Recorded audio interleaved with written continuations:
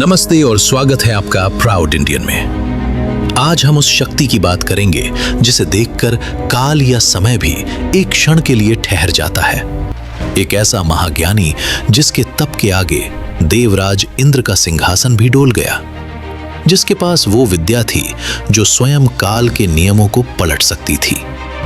हम बात कर रहे हैं उस गुरु की जिसने देवताओं के अहंकार को चुनौती दी, वो जो शिव के परम भक्त थे और जिनके पास मरे हुए को भी जीवित करने की शक्ति थी।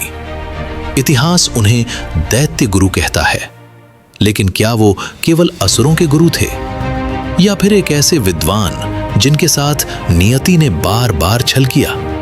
आज की कहानी प्रतिशोध, तपस्या और उस संजीवनी विद्या की है जिसके लिए देवताओं ने भी अपना मान सम्मान दांव पर लगा दिया। आज हम जानेंगे भृगुनंदन शुक्राचार्य की पूरी गाथा। भारतीय पौराणिक कथाओं में जब भी ज्ञान और नीति की बात होती है तो दो नाम सबसे ऊपर आते हैं, देवगुरु बृहस्पति और दैत्य गुरु शुक्राचार्य। लेकिन जहां बृहस्पति को सदैव सम्मान और पूजा मिली, वहीं शुक्राचार्य को संघर्ष और अपमान का विष पीना पड़ा।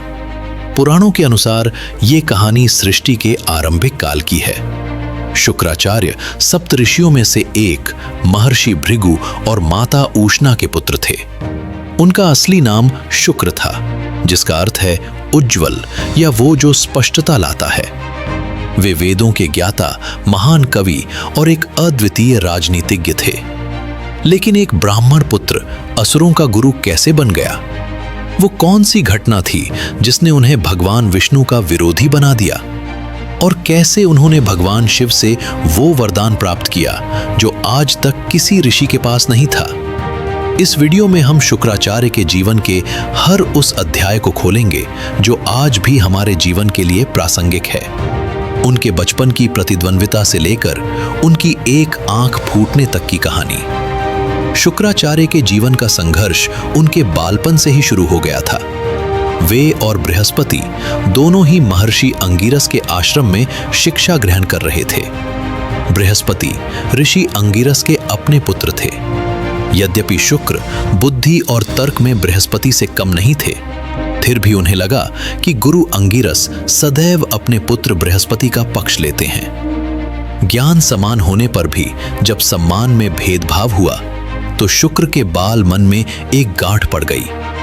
उन्हें लगा कि देवताओं के प्रभाव के कारण ही बृहस्पति को श्रेष्ठ माना जा रहा है। इस अपमान की अग्नि ने उन्हें एक कठोर निर्णय लेने पर विवश कर दिया। उन्होंने सोचा, यदि बृहस्पति देवताओं के गुरु हैं तो मुझे उनका गुरु बनना होगा जो देवताओं के शत्रु हैं। और यहीं से भृगुनंदन शुक्र दैत्य गुरु शुक्राचार्य बनने की राह पर चल पड़े। लेकिन चुनौती केवल गुरु बनने की नहीं थी। असुर अनुशासनहीन थे, बिखरे हुए थे। शुक्राचार्य ने उन्हें संगठित किया। उन्होंने असुरों को समझाया कि केवल बल से नहीं, बल्कि बुद्धि और रणनीति से ही देवताओं को हराया जा सकता है। परंतु नियति ने उनके लिए एक और भयानक परीक्षा रखी थी। एक ऐसी घटना जिसने उनके मन में देवताओं के प्रति कड़वाहट को शत्रुता में बदल दिया। ये उस समय की बात है जब देवासुर संग्राम चरम पर था। देवता असुरों पर भारी पड़ रहे थे। अपने प्राण बचाने के लिए असुरों ने महर्षि भृगु के आश्रम में शरण ली। उस समय महर्षि भृगु और शुक्राचार्य आश्रम में नहीं थे। वहां केवल शुक्राचार्य की माता काव्य माता उपस्थित थीं। असुरों को शरण देना धर्म था, इसलिए काव्य माता ने अपनी योग शक्ति से एक सुरक्षा चक्र बना दिया जिसे देवता भेद नहीं पा रहे थे। इंद्र घबरा गए। उन्हें लगा कि यदि असुर बच गए तो वे पुनः आक्रमण करेंगे। इंद्र सहायता के लिए भगवान विष्णु के पास गए। विष्णु जी ने स्थिति की गंभीरता को देखा। असुरों का नाश आवश्यक था, लेकिन वे एक ऋषि पत्नी के रक्षण में थे। जब काव्य माता ने देवताओं को अपनी शक्ति से स्तंभित कर दिया तो भगवान विष्णु को विवश होकर अपना सुदर्शन चक्र चलाना पड़ा। क्षण भर में शुक्राचार्य की माता का सिर धड़ से अलग हो गया। जब शुक्राचार्य आश्रम लौटे और अपनी माता का शव देखा तो उनका क्रोध प्रलयनकारी हो गया। उन्होंने सोचा, जगत के पालनहार ने एक स्त्री का वध किया। दुख और क्रोध के आवेग में शुक्राचार्य ने भगवान विष्णु को एक ऐसा श्राप दिया जिसने रामायण और महाभारत की नींव रखी। उन्होंने कहा, हे विष्णु, आपने अधर्म पूर्वक मेरी माता का वध किया है, इसलिए मैं आपको श्राप देता हूं कि आपको भी पृथ्वी पर बार बार जन्म लेना होगा और मनुष्यों की भांति सुख दुख भोगना होगा। इस घटना ने यह सिद्ध कर दिया कि अब शुक्राचार्य और देवताओं के बीच का युद्ध केवल शक्ति का नहीं, बल्कि प्रतिशोध का भी था। माता की मृत्यु के बाद शुक्राचार्य समझ गए थे कि देवताओं को हराने के लिए केवल शस्त्र पर्याप्त नहीं है। उन्हें एक ऐसी शक्ति चाहिए थी जो देवताओं की अमरता का तोड़ हो, और वो शक्ति थी मृत संजीवनी विद्या। वो विद्या जिससे मरे हुए योद्धा को पुनः जीवित किया जा सके। इसके लिए उन्होंने भगवान शिव की घोर तपस्या आरंभ की। पुराणों के अनुसार ये तपस्या इतनी कठिन थी कि जिसे सुनकर रोंगटे खड़े हो जाएं। शुक्राचार्य ने धूम्रपान व्रत रखा। वे सिर नीचे और पैर ऊपर करके लटके रहे और केवल जलते हुए सूखे पत्तों का धुआं पीकर जीवित रहे। हजारों वर्षों तक ये तपस्या चली। उनका शरीर सूख कर कांटा हो गया, लेकिन उनका संकल्प हिमालय से भी अटल था। अंततः वो जो शिव के गणों में सबसे दयालु और सबसे भयानक है, भगवान आशुतोष, प्रसन्न हुए। शिव जी प्रकट हुए और उन्होंने शुक्राचार्य को वो विद्या प्रदान की जो न देवताओं के पास थी, न बृहस्पति के पास, मृत संजीवनी विद्या। अब युद्ध का परिणाम बदल चुका था। युद्ध भूमि में जितने असुर मारे जाते, शुक्राचार्य अपनी विद्या से उन्हें पुनः जीवित कर देते। देवताओं में हाहाकार मच गया। इंद्र का वज्र भी अब व्यर्थ प्रतीत होने लगा। लेकिन जैसा कि कहा जाता है, हर शक्ति के साथ एक परीक्षा भी आती है, और शुक्राचार्य की परीक्षा लेने के लिए देवताओं ने एक छल किया। देवताओं ने बृहस्पति के पुत्र कच को शुक्राचार्य के पास भेजा। कच का उद्देश्य था शिष्य बनकर शुक्राचार्य का विश्वास जीतना और धोखे से संजीवनी विद्या सीखना। कच ने शुक्राचार्य की सेवा की और धीरे धीरे शुक्राचार्य का स्नेह जीत लिया। लेकिन असुरों को कच पर संदेह था। असुरों ने कच को मारने के कई प्रयास किए, लेकिन हर बार शुक्राचार्य अपनी विद्या से उसे जीवित कर देते। अंत में असुरों ने एक जघन्य योजना बनाई। उन्होंने कच को मारकर उसे जलाकर उसकी राख को मदिरा में मिला दिया और वो मदिरा शुक्राचार्य को पिला दी। जब शुक्राचार्य की पुत्री देवयानी ने कच के लिए विलाप किया तो शुक्राचार्य ने ध्यान लगाया।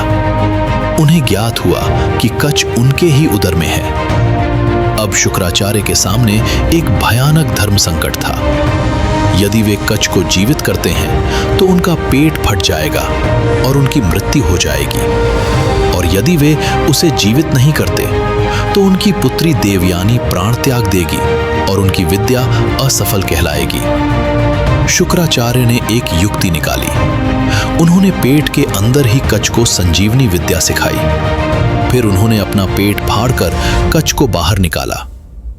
शुक्राचार्य की मृत्यु हो गई, लेकिन बाहर आते ही कच ने उसी विद्या का प्रयोग किया जो उसने अभी सीखी थी और अपने गुरु शुक्राचार्य को पुनः जीवित कर दिया। शुक्राचार्य जीवित तो हो गए, लेकिन उन्हें गहरा आघात लगा।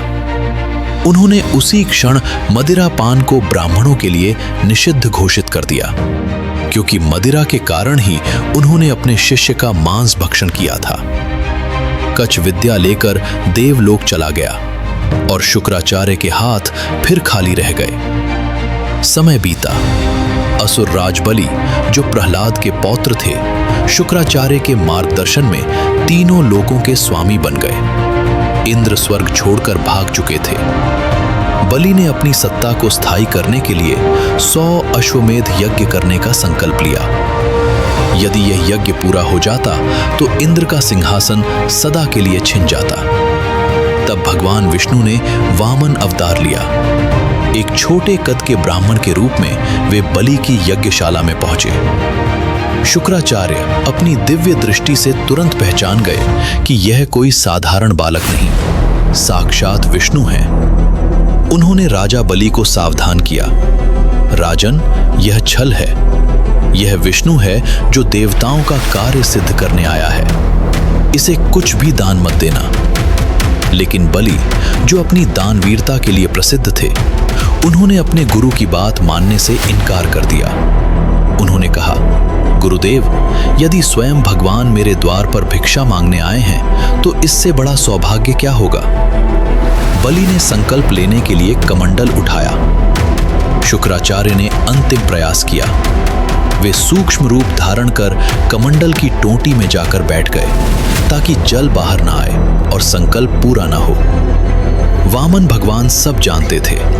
उन्होंने एक कुशा, एक प्रकार की घास उठाई और कमंडल की टोंटी को साफ करने के बहाने उसके अंदर डाल दिया। वह कुशा सीधे शुक्राचार्य की बाईं आंख में जा लगी। दर्द से कराहते हुए शुक्राचार्य बाहर निकल आए। उनकी एक आंख फूट चुकी थी। संकल्प पूरा हुआ और वामन ने 3 पग में सब कुछ नाप लिया। शुक्राचार्य ने अपनी आंख खो दी, लेकिन अपने शिष्य के प्रति अपने कर्तव्य से पीछे नहीं हटे। शुक्राचार्य का जीवन हमें सिखाता है कि ज्ञान का होना ही पर्याप्त नहीं है। नियति और समय का चक्र सबसे बलवान है।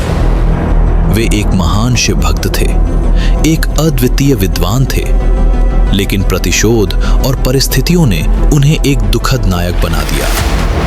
आज भी हमारे सौर मंडल में शुक्र, वीनस ग्रह के रूप में वे चमकते हैं। ज्योतिष में शुक्र को सौंदर्य, प्रेम और विलासिता का कारक माना जाता है, लेकिन पौराणिक कथाओं में वे तप और संघर्ष के प्रतीक हैं। उन्होंने यह सिद्ध किया कि गुरु का कर्तव्य केवल ज्ञान देना नहीं, बल्कि अपने शिष्यों की रक्षा के लिए विष भी पीना है, और यदि आवश्यक हो तो अपनी दृष्टि भी न्योछावर करनी है। जो उनके शरण में है उसे काल, मृत्यु का भी भय नहीं होता। अगर आप शिव और उनके गणों के ऐसे ही और रहस्यों को जानना चाहते हैं तो कमेंट में हर हर महादेव लिखें और इस वीडियो को लाइक करें। सब्सक्राइब करें प्राउड इंडियन को, ताकि हमारी प्राचीन धरोहर की कहानियां आप तक पहुंचती रहें। मिलते हैं अगले वीडियो में।